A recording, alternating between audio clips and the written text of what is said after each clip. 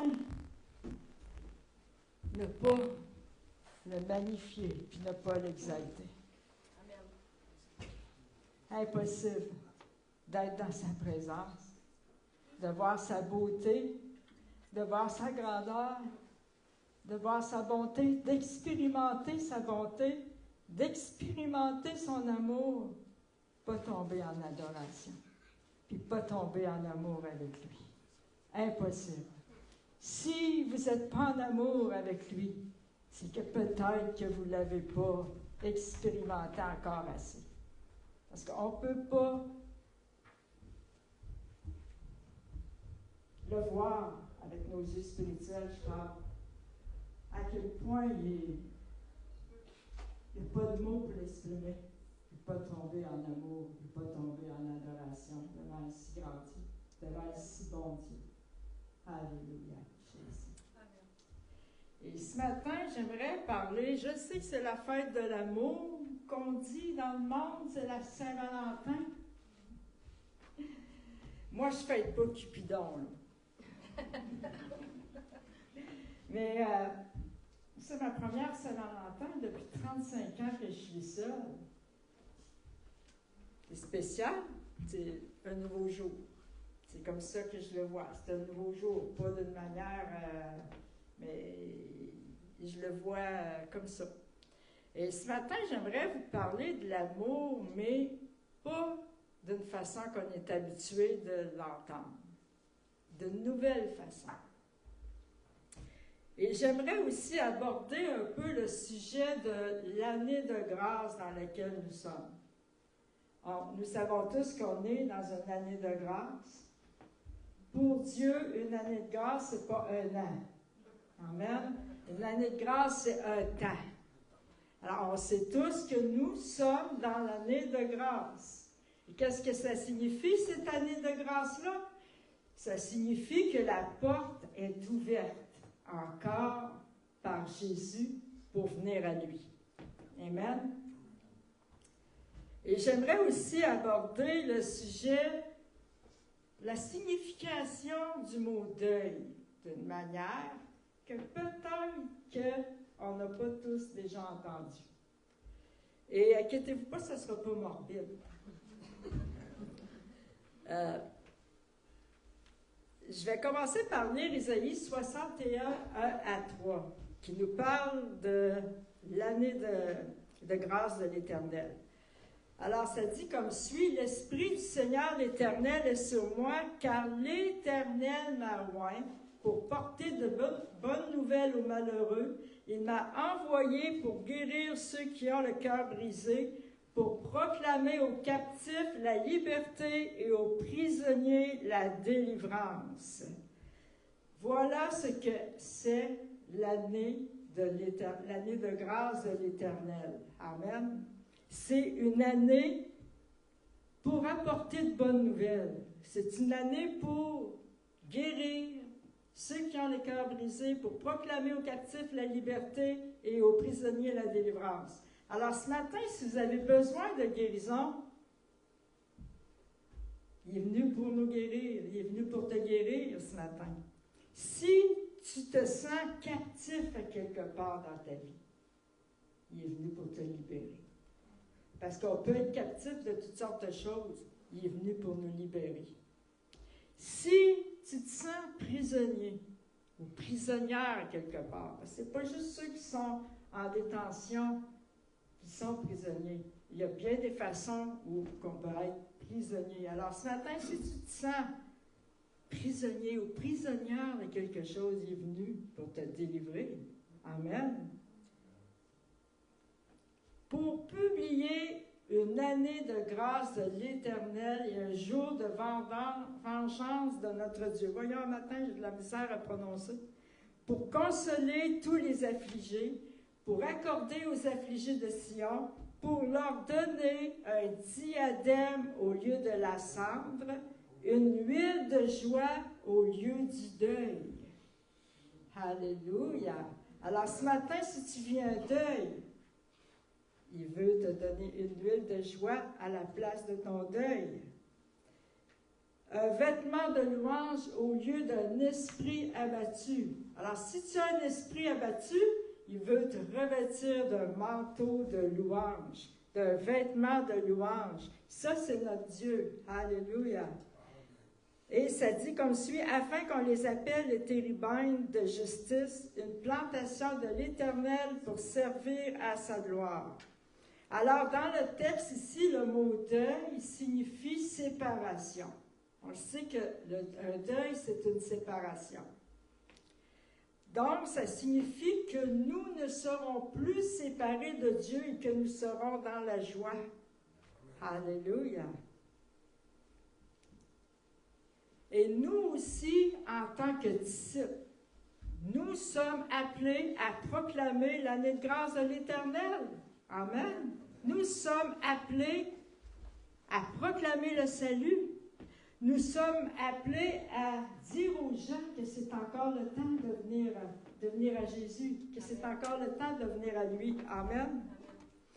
Nous sommes appelés à prêcher, à proclamer la délivrance pour les captifs, à annoncer et proclamer le salut et la vérité. Et que c'est le temps de revenir à l'Éternel pendant que c'est encore l'année de grâce. Parce que l'année de grâce a une fin. Un jour, ça va être fini. Et on est dans les temps de la fin. On sent que c'est le temps de la fin et que le retour de Jésus est bientôt. Mais on est encore dans l'année de grâce de l'Éternel. Il est encore temps de venir à Jésus. Et il y a une urgence pour le dire aux gens, pour prêcher la bonne nouvelle, pour annoncer la bonne nouvelle.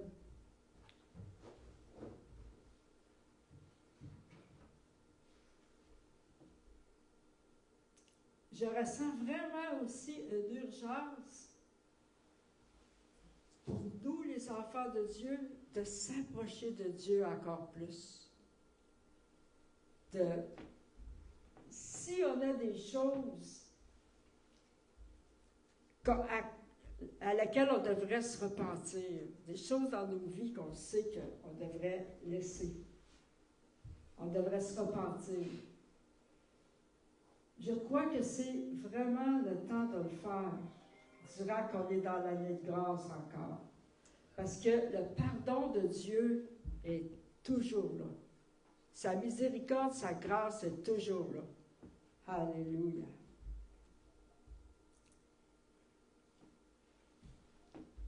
La porte est toujours ouverte en ce moment. Et il y a une seule porte et c'est Jésus. Et elle est encore ouverte. On a encore le temps. Mais moi, je pense à tous ceux qui n'ont pas encore franchi la porte. Je pense aux grandes tribulations qui vont venir dans le monde. Je pense à les conséquences du péché. Et ceux qui ne sont pas encore revenus à la maison. Et je ressens le cœur de Dieu pour eux. Je ressens le cœur de Dieu pour ses enfants, pour la séparation qu'il vit avec ses enfants.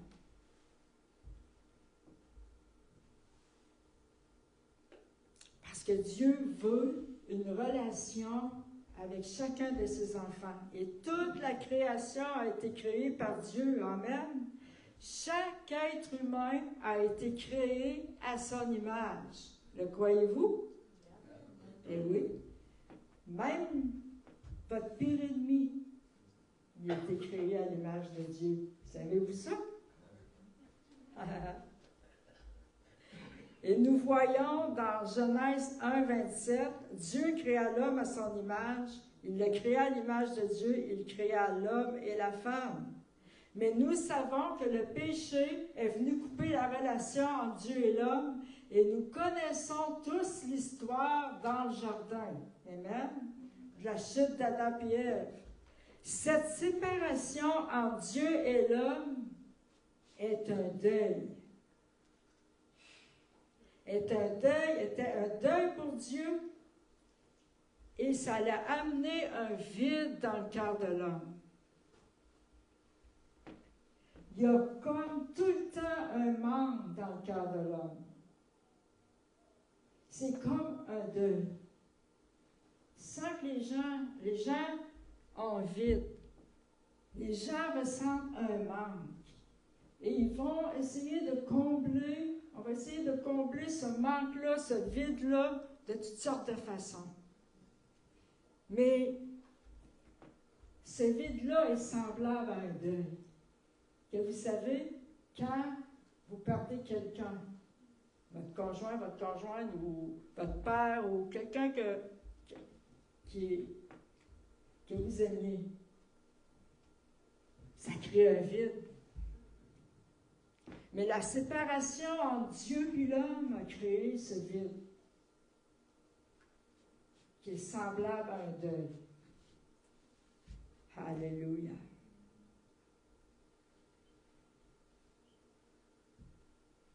Le désir du Père est que tous ses enfants reviennent à la maison. Amen. Et que personne ne se perde. Ça, c'est le désir du Père. Ça, c'est l'amour du Père. Alléluia. C'est l'amour du Père. Matthieu 18, 12, 14. Que vous ensemble, si un homme a 100 brebis et que l'une d'elles s'égare, ne laisse-t-il pas les 99 autres sur les montagnes pour aller chercher celle qui s'est égarée? Et s'il la trouve, je vous le dis, en vérité, elle lui cause plus de joie que les 99 qui ne se sont pas égarés. De même, ce n'est pas la volonté de votre Père qui est dans les cieux qu'il se perde un seul de ses petits. Alléluia. La volonté de Dieu est que tous soient sauvés. Amen. Amen.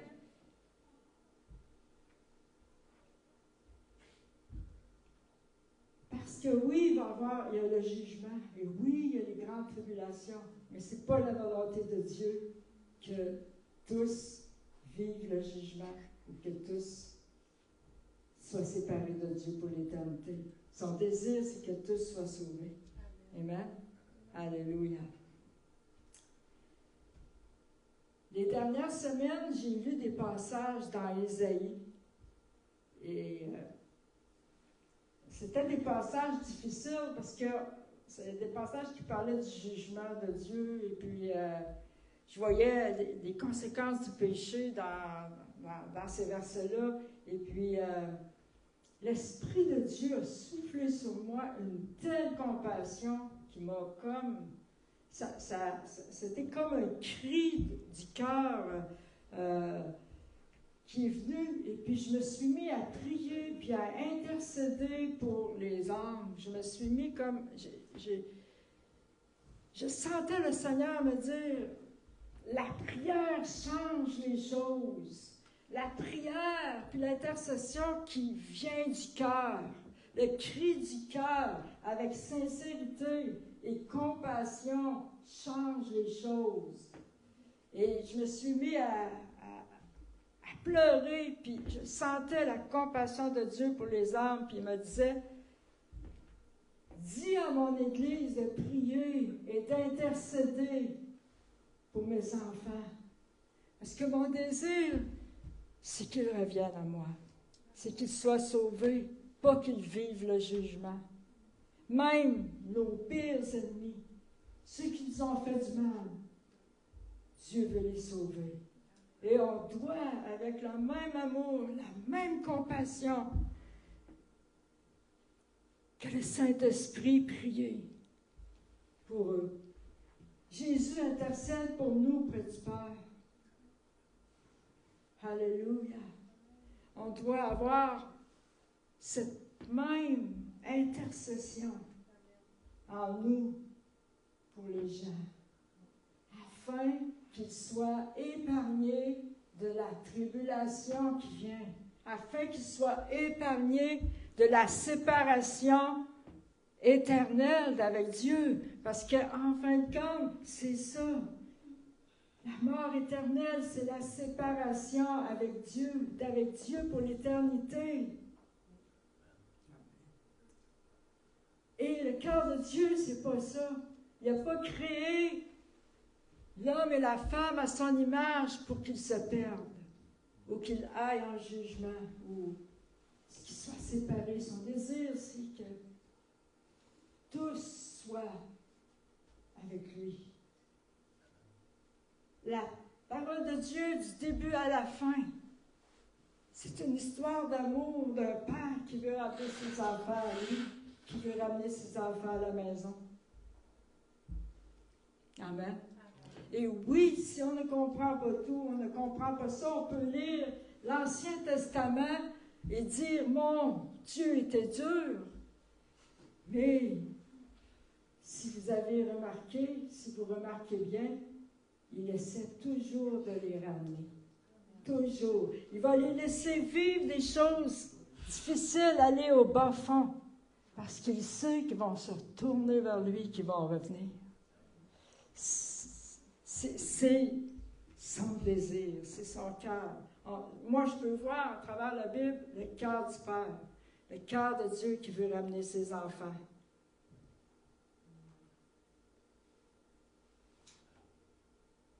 Et comme je disais, il y a une urgence à prier et à intercéder.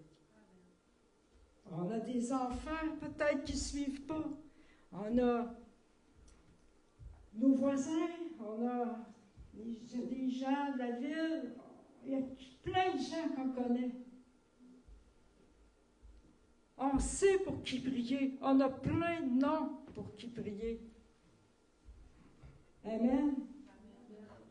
Se décentrer un peu sur nous, de notre confort chrétien. Amen. Notre confort religieux, là. On fait notre routine, on est bien, on est dans le confort. Ah, Jésus revient bientôt. Yeah. Je soupire après. Oui, je soupire après son retour. Mais Dieu ne nous appelle pas à vivre une religion. Il nous appelle à vivre une relation avec lui et avec les autres. Amen. Avec les gens. Il n'est pas venu pour qu'on soit confortable dans notre zone de confort jusqu'à son retour. On n'aurait pas eu besoin de Jésus, c'était juste pour ça. On n'aurait pas eu besoin qu'il vienne. Amen. Alléluia. C'est pour qu'on soit ses témoins. Je suis témoin de Jésus. Je suis témoin de Jéhovah, mais pas dans le sens témoin de Jéhovah. Je suis témoin du salut en Jésus-Christ.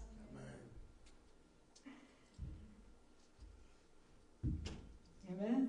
Je suis témoin de la joie qu'il donne dans le deuil.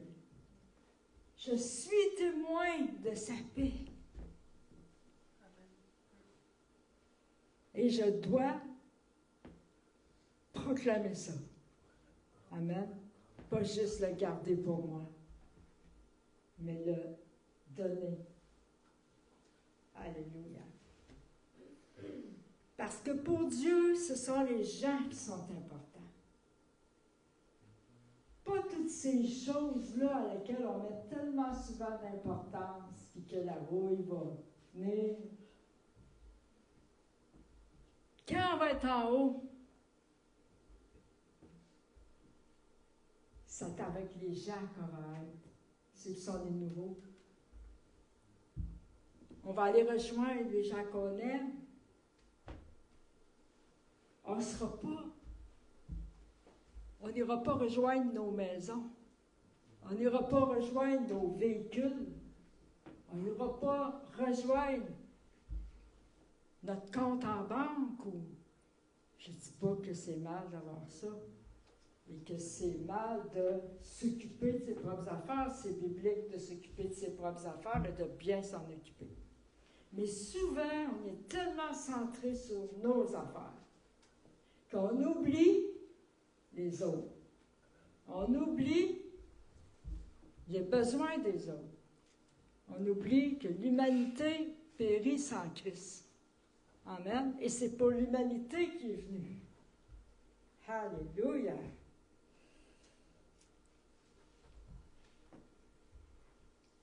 Depuis 3 mois, j'ai mis beaucoup de temps, presque 4 mois, j'ai mis beaucoup de temps sur la paperasse, les choses à régler administratives. Et j'avais pas le choix. Oui, il a fallu que je le fasse. Mais j'ai réalisé à quel point toutes ces choses-là demandent de l'énergie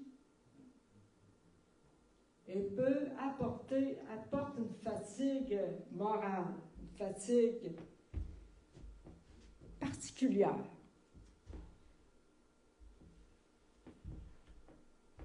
Oui, c'est venu sur moi, parce que, vous savez, un deuil, c'est pas quelque chose que vous demandez.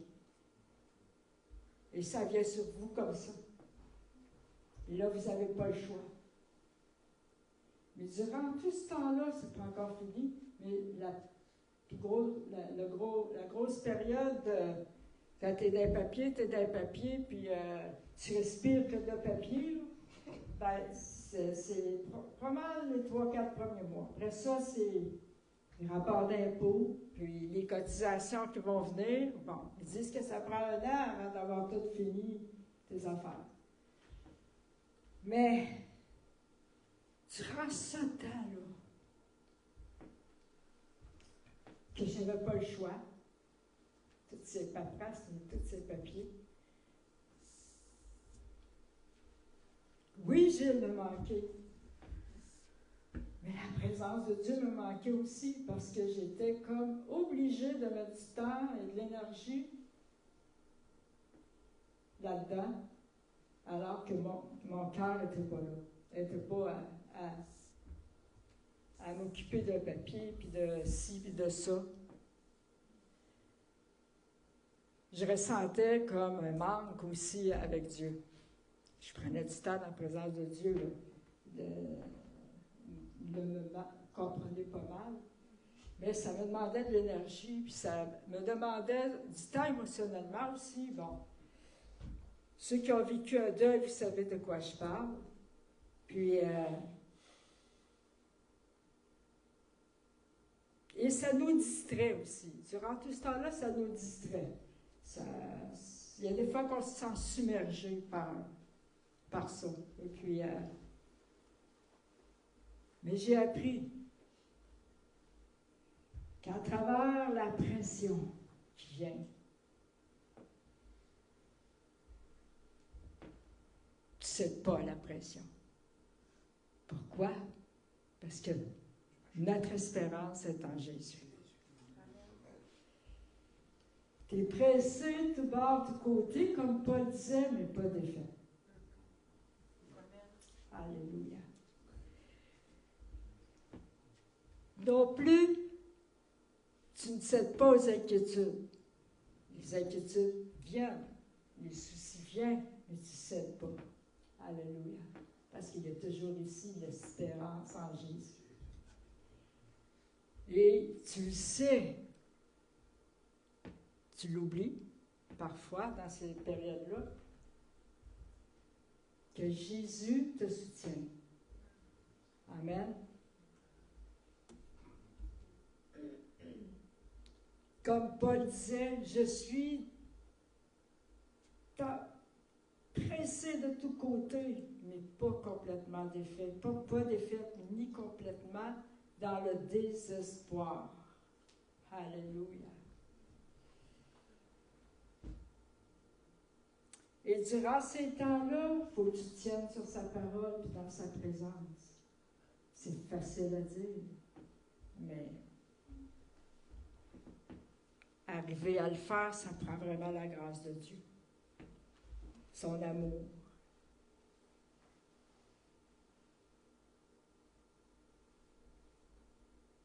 Il ne faut pas céder aussi à la tentation d'arrêter ou de s'isoler ou de lâcher. Jésus a été tenté dans le désert. Quand tu vis un deuil, tu es dans un désert. C'est comme un désert. Et il ne faut pas que tu cèdes à la tentation de tout abandonner et de t'abandonner au deuil. Ce que je veux dire par là, c'est qu'au chagrin, complètement t'abandonner au chagrin ou à la peine, tellement que, ouf, tu rentres là-dedans et tu t'en sors pas. Il y a la tentation de faire ça aussi qui est là.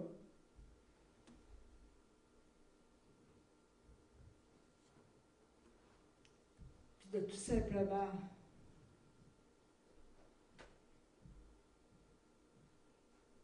mais Jésus est notre rocher. Amen. Souvent, les gens vont nous dire « Vis ton deuil ». On me demande ça. « Ah, vis ton deuil, il faut que tu vives ton deuil. » Mais qu'est-ce que tu veux dire par là? Il faut que je vive mon deuil.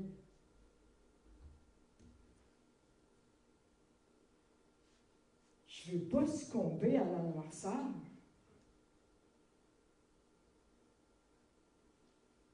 Parce que pour beaucoup, un deuil, c'est noir pendant des années. Je ne veux pas succomber à la noirceur. Ni au désespoir ou au chagrin sans fin. Mais je veux être plus préoccupé à ne pas créer au Saint-Esprit un deuil par mon absence que de mon propre deuil.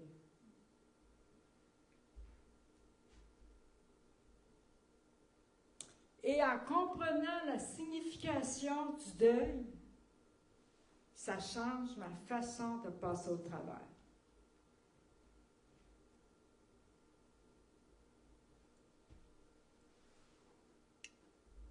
Parce que c'est une opportunité pour vivre une intimité profonde et particulière avec le Saint-Esprit. Je vais vous dire pourquoi. Le Saint-Esprit comprend les deuils, parce que lui-même est en vie.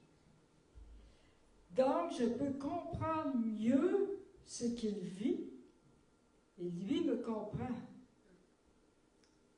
Alors, je peux approfondir davantage ma relation avec lui et comprendre son cœur envers ses enfants, avec qui il est séparé. Je peux comprendre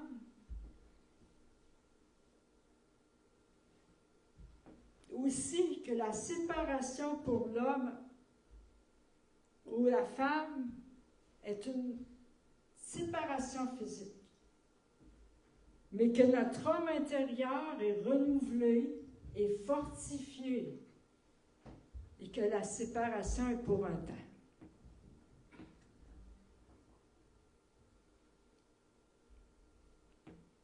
Je vais lire Éphésiens 4, 25, 32. Il y a un point ici que je trouve vraiment intéressant. Il est écrit « N'attristez pas le Saint-Esprit de Dieu par lequel vous avez été scellés pour le jour de la rédemption. Que toute amertume, toute animosité, toute colère, toute clameur, toute calomnie et toute espèce de méchanceté disparaissent du milieu de vous. Soyez bons les uns envers les autres, compatissants, vous pardonnant réciproquement comme Dieu vous a pardonné en Christ. » Alléluia! Alors on voit l'importance que Dieu accorde aux relations et ces péchés-là qu'il nomme l'attriste, parce que ça crée une séparation avec lui et entre nous, entre les frères et sœurs. Et le mot ici, N'attristez pas le Saint-Esprit. N'attrister, en hébreu, c'est lupo, je ne sais pas comment le prononcer, lupeo, ou lupo, ou lup. Et savez-vous ce que ce mot-là signifie? Le mot attrister, ici, en hébreu, c'est lupo. Ça signifie douleur, une peine, un chagrin, une affliction de personne en deuil. Et ils disent, n'attristez pas le Saint-Esprit. Lorsqu'on attriste le Saint-Esprit par nos attitudes, nos paroles, notre manque d'amour, de pardon, par le péché, il est comme en deuil. Parce qu'il vit une séparation. Et il est comme en deuil, attristé, lorsque nous aussi, nous sommes séparés les uns des autres. Il est attristé par le manque d'amour, de pardon, d'unité entre nous. Je trouvais ça très intéressant ici que le mot « attristé » voulait dire ça. Ça m'a fait réaliser que il vit des deuils, le Saint-Esprit. Puis, continuellement séparé de ses enfants qui ne sont pas encore revenus à la maison. Et c'est son amour aussi qui est manifesté à travers le deuil. Parce que ses enfants lui manquent et il veut qu'ils reviennent à la maison. Alors, quand on attriste le Saint-Esprit avec cette signification-là que je viens de dire, c'est le jeter dans la douleur. Alors, il a vu penser ça. On peut penser, ben non, c'est Dieu, c'est le Saint-Esprit, on ne peut pas le jeter dans la douleur. Le Saint-Esprit a des émotions. Il est indiqué à plusieurs endroits qu'il est attristé ou la joie, ou bon, il y a des émotions. C'est une personne, il vit en moi. Le Saint-Esprit vit en moi. Et puis, il peut être attristé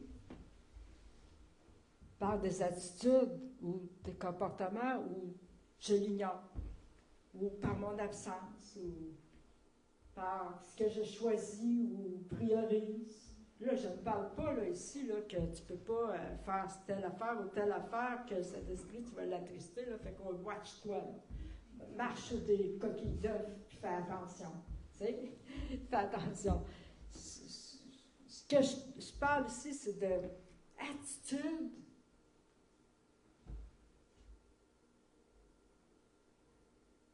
D'animosité ou de colère qui ne se règle pas, dont il n'y a pas de repentance, et qu'on marche là-dedans, on continue de fonctionner là-dedans,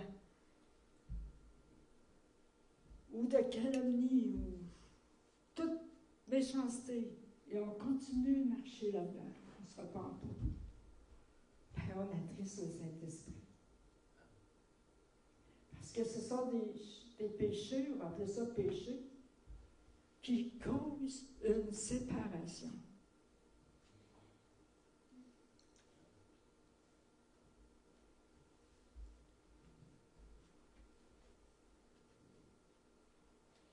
Il dit, soyez bons les uns envers les autres, compatissants. Combien de fois on ne l'est pas? On va juger un frère ou une sœur, ou on va commenter, ou peu importe, ou les gens à l'extérieur.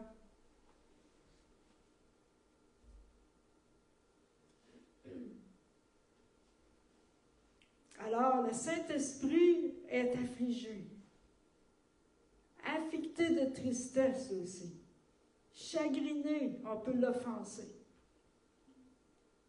parce qu'il nous aime tellement.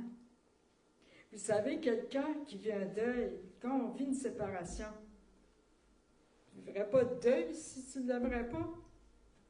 Je veux dire, bon débarras, ou ben, je sais pas, moi, tu sais, enfin, je suis toute seule. Ça fait du bien.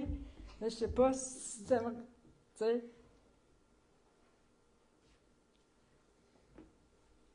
Dieu ne nous ignore pas, il n'est pas indifférent à notre égard. Alléluia. Alors, le Saint-Esprit vit un deuil quand il est séparé de ses enfants, quand il est séparé de nous.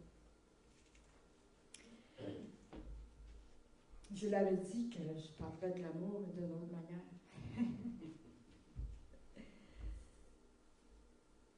Il ne parle pas de l'amour érotique, là. C'est vraiment différent, hein? La Saint-Valentin, c'est souvent érotique dans le monde. Je m'excuse, là, mais... Dernièrement, j'étais dans une étape assez difficile émotionnellement. Ben, les dernières, peut-être, là, 2 semaines, là. Gilles était toujours là pour m'écouter. Je pouvais lui dire n'importe quoi. Il ne sentait pas le besoin de toujours me donner son avis ou son opinion ou m'enseigner quelque chose, même si c'était un pasteur, un enseignant. Il ne sentait pas tout le temps le besoin de... Même s'il n'était pas d'accord, il ne sentait pas tout le temps le besoin là, de me contrarier ou de dire... il ne sentait pas tout le temps ce besoin-là. Et puis... je pouvais me reposer sur lui. Puis je pouvais juste être avec lui puis être bien. Mais avec Dieu, c'est pareil. Il veut être avec nous. Il veut nous écouter. Il veut être notre ami. Puis, il ne veut pas toujours être avec nous pour nous corriger ou pour nous reprocher. Ou pour, il veut être juste dans notre présence. Amen. Nous, on dit souvent, je veux plus de ta présence. Mais lui, il veut encore bien plus de notre présence que nous, on peut vouloir de sa présence.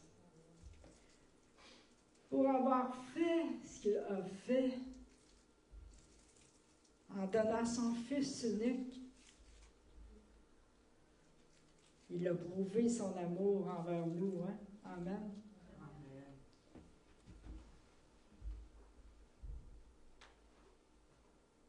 Et aujourd'hui, je comprends, quand je repense à ça, à quel point Gilles me respectait et m'aimait. Il respectait mes points de vue, puis même s'il n'était pas d'accord, il respectait. Ah oui, ça arrivait qu'on s'accrochait, là, écoute, toutes les coupes. On va bâtir, ça on dit que toutes les coupes sont toujours sur des rails. Il y a des hauts, puis il y a des bas, hein? Ceux qui ça fait longtemps qu'ils sont mariés, là, vous savez, hein? Mais,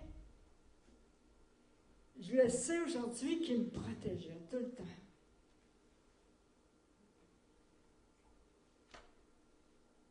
Je ne comprenais pas tout le temps tout ça. Mais je sais aujourd'hui qu'il me protégeait. Puis ce manque-là, dernièrement, était fort. Je me sentais fatiguée émotionnellement aussi avec ça. Il y a des choses soudaines qui venaient sur moi, puis je vivais comme une vague qui venait fort, mais qui ne dure pas. Mais Dieu aussi ressent un manque envers ses enfants.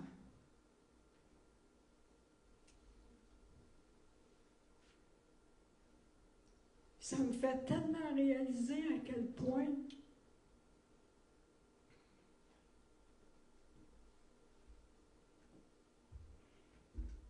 le Père soupire après ses enfants.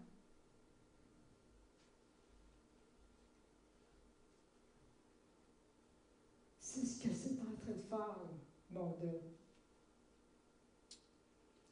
À quel point le Saint-Esprit soupire après nous. À quel point le Père veut que ses enfants reviennent.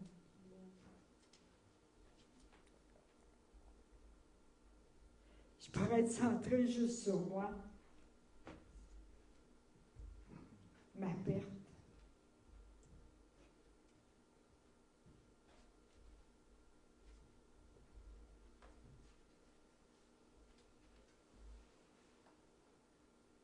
Mais non. Quand tu es dans un deuil, tu te sens brisé. Parce que comme je disais tout à l'heure, tu as des moments, oui, ça brise, parce que tu ne l'as pas demandé. Mais c'est des étapes.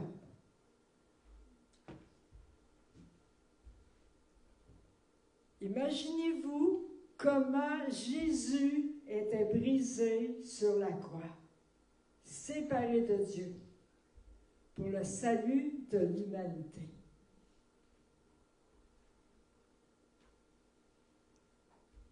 Afin que nous puissions être réconciliés avec le Père.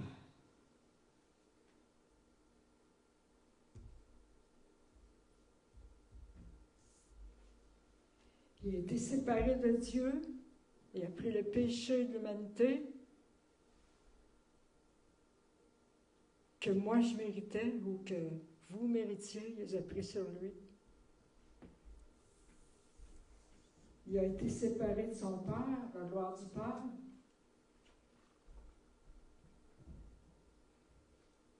Pensez-vous qu'il a vécu sans, parce qu'il était Dieu, sans douleur de séparation ou je pense pas parce qu'il était homme aussi.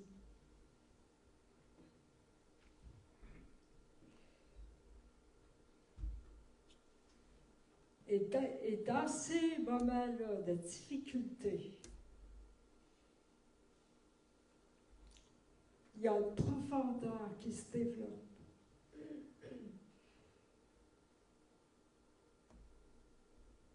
Particulière avec le Seigneur, avec le Saint-Esprit. Pourquoi? Parce que j'ai l'impression qu'on se comprend.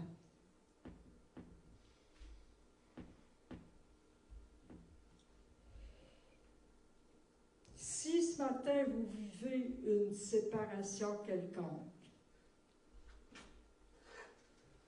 vous pouvez vivre une intimité profonde avec le Saint-Esprit, une proximité particulière avec.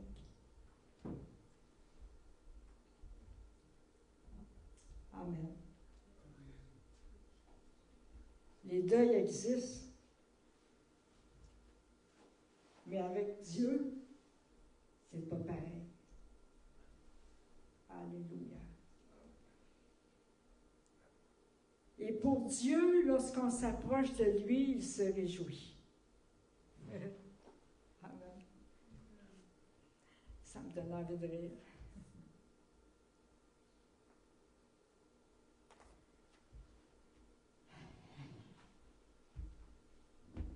J'espère que ça ne vous attriste pas, là, mon message.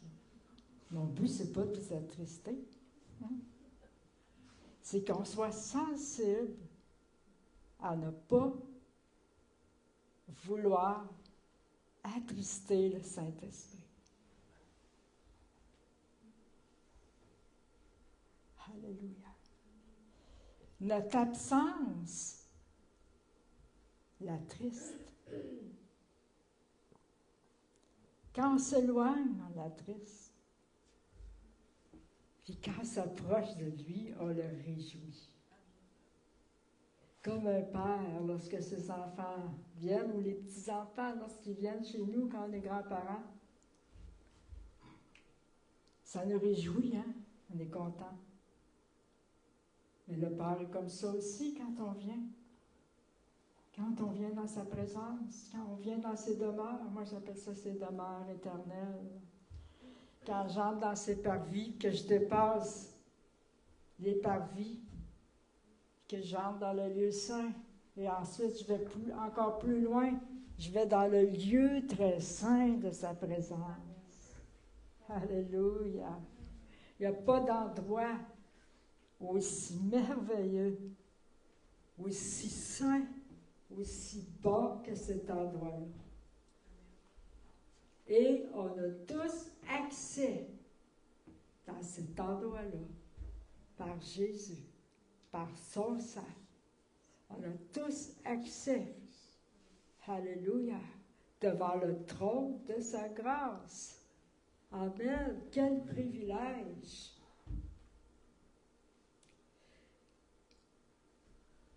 2005 est avancé, on est rendu dans le deuxième mois. Et je suis entrée en 2025 avec cette pensée-là, l'intimité avec Dieu, les autres, les relations, les gens, les relations.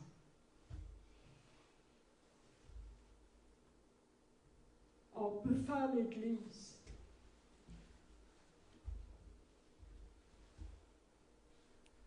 On peut faire l'Église.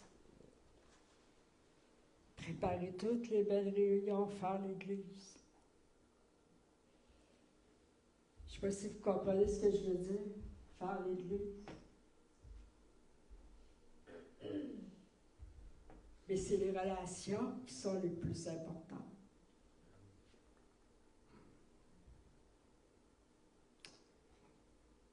Deux semaines avant que Gilles décède,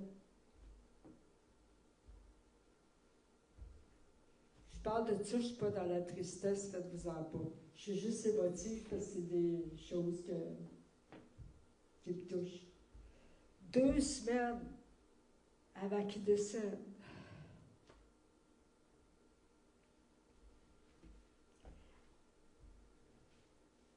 le Seigneur est venu l'envelopper dans son lit. Il était malade. Et puis, le Seigneur, lui, il a dit, Gilles, tu fais l'Église. C'est les relations qui sont importantes. C'était pas un reproche. Il n'a pas dit ça comme un reproche. Il montrait son cœur.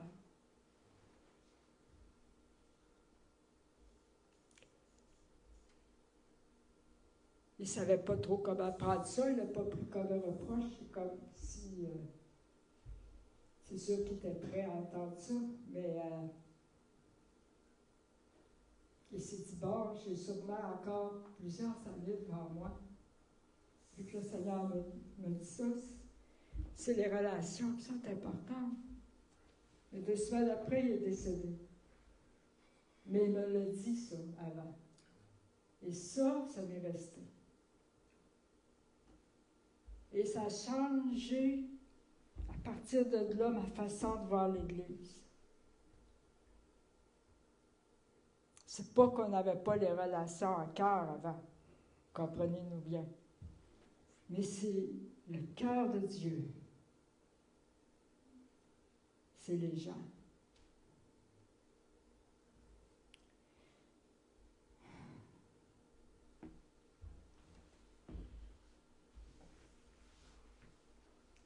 C'est correct d'avoir une belle bâtisse, toutes ces choses-là. C'est pas ce que Dieu voulait dire non plus, mais ce que Dieu voulait dire, l'énergie, la priorité, toutes ces choses, mon cœur, c'est les gens. On met vraiment trop d'énergie pour les autres choses. Alléluia. Jésus, merci Seigneur pour ton amour.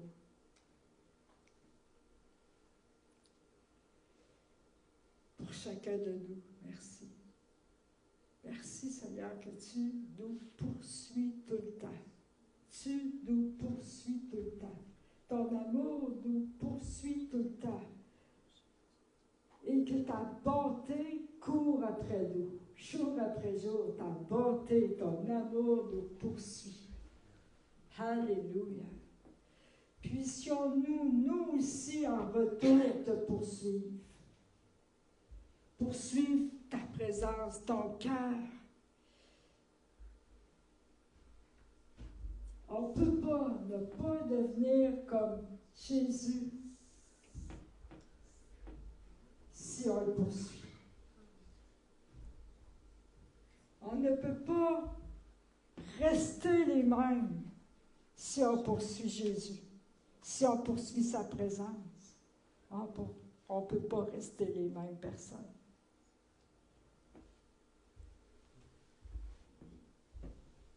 Si son amour nous attrape, parce que c'est ce que c'est, son amour nous poursuit et nous attrape. On ne peut pas rester les mêmes. On ne peut pas rester indifférent. Oh, vous allez me dire, il y en a qui ont vécu des choses et puis ils sont retournés. Bon, ça c'est leur histoire. On ne connaît pas le contexte ni leur version vraiment. Ni les vraies versions non plus. Donc on peut spéculer. Mais on ne peut pas rester indifférent à son amour si vraiment on y goûte.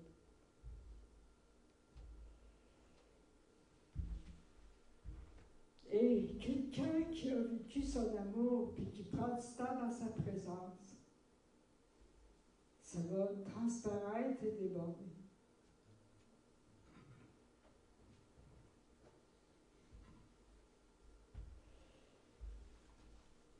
Vivre une religion, ça transparaît aussi, mais pas de la même manière. On va aussi atteindre quelqu'un, parce qu'on le sait que la religion, ça s'étend, c'est contagieux aussi, mais pas de la même manière. Mais expérimenter puis vivre une vraie relation avec Jésus. Il n'y a rien de plus contagieux que ceux qui vivent une vraie relation avec Jésus. Donc, si vous voulez vraiment être contagieux pour les autres, vous voulez vraiment toucher le cœur des gens autour de vous, votre famille, vivez une vraie relation avec Jésus. Ils vont le voir, ils vont le sentir. Ça va imprégner l'atmosphère. Ça va imprégner votre vie, votre demeure. Et les autres vont voir Jésus. Ils vont sentir la paix que vous portez, sa présence, sa joie. Vous allez transporter ça avec vous. Comme la parole de Dieu dit, nous marchons de gloire en gloire. Alléluia. Et nous sommes appelés à porter sa gloire, à porter sa présence.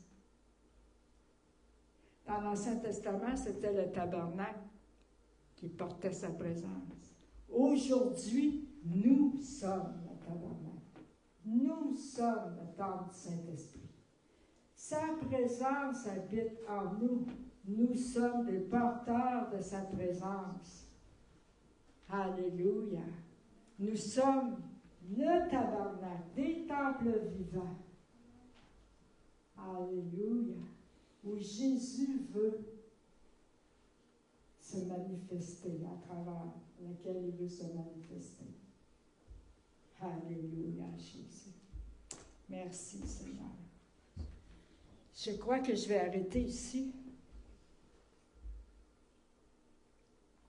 Et je vais juste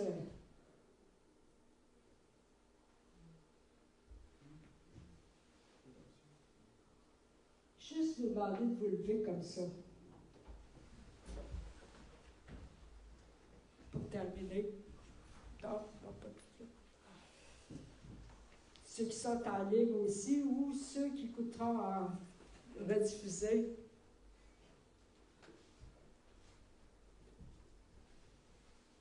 Prenez quelques instants ce matin pour juste vous mettre devant Dieu. Je sais que vous l'êtes depuis que vous êtes ici. Mais juste comme vous concentrer, mettre devant Dieu. Vous approchez quelques instants de Dieu. Peut-être que quelque chose vous a parlé ce matin. Peut-être que il y a quelque chose que vous vivez, que vous savez qui attriste le Saint-Esprit. Faites juste comme entre vous et lui donner, abandonner. Ou peut-être que Dieu vous met quelqu'un à cœur pour qui prier, pour qui intercéder. Peut-être que Dieu vous donne je ne vais pas dire que c'est des fardeaux de prière. On va dire que Dieu vous donne sa compassion pour quelqu'un. J'aime mieux le dire comme ça.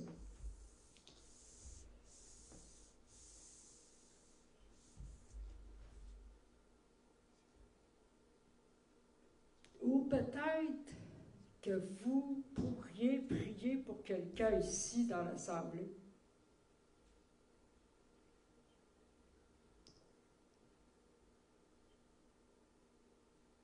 Quelqu'un que vous savez qui vit quelque chose de difficile, peu importe c'est quoi.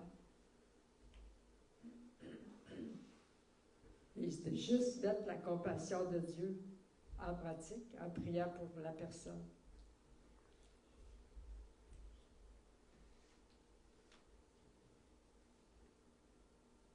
Alléluia, Jésus. Seigneur, ce matin, je prie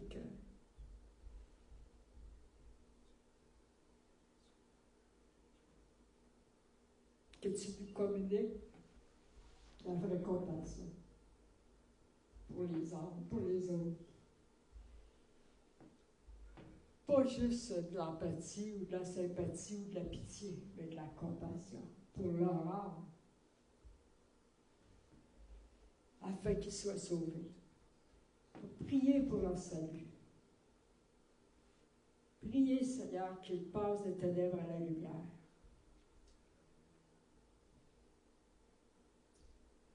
Et Seigneur, on veut, moi, en tout cas, Seigneur, je prie que s'il y a quelque chose qui t'a attristé dans les attitudes et comportements dernièrement, je te demande pardon. Pardonne-nous, Seigneur, pour toute absence, toute indifférence à ton égard, si ça arrive. Pardonne-nous, Seigneur, pour tout péché dans notre vie, qu'il soit conscient ou inconscient, qui nous sépare de toi ou des frères et sœurs. Oui, tu nous aimes, mais ça peut juste brouiller la relation.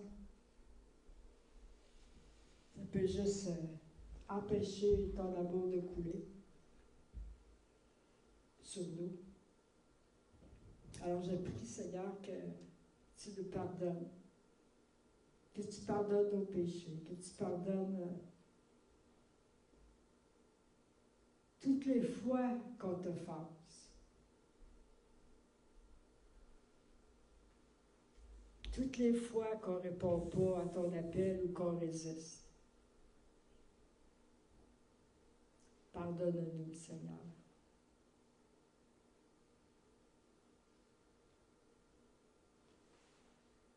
Alléluia.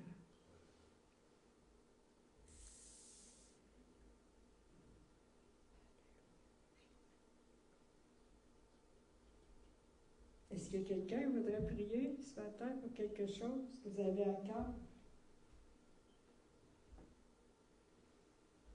Peut-être pour quelqu'un, peut-être pour... Alléluia.